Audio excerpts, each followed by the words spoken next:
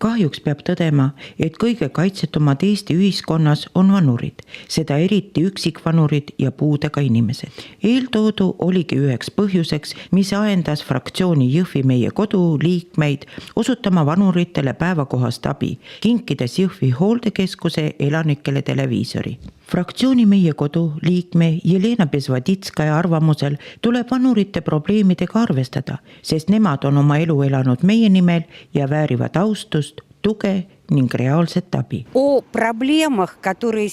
Me oleme selle maja probleemidest teadlikud, kuna meie fraktsiooni liikmed kuuluvad sihtasutuse Jõhvi hooldekeskuse nõukogusse. Uudis, et vanuritel ei ole televiisorit, tegi meid väga murelikuks. Televiisori kinkimise idee tuli Andrei Ojamäel ning me kõik toetasime teda. Ning täna ongi meie jaoks see rõõmus päev, kus me tulime oma kingitust hooldekeskuse elanikele üle andma.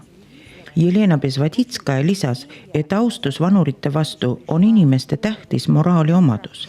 Me ei tohi eirata vanemate inimeste probleeme, vaid toetama ja aitama abivajajaid. Jõhvi hooldekeskuses elab palju vanureid, kellel ei ole lähedasi, kes nende eest hoolt kannaks. Ei ole teada, rõhub neid inimesi raskemalt, kas haigused või üksindus.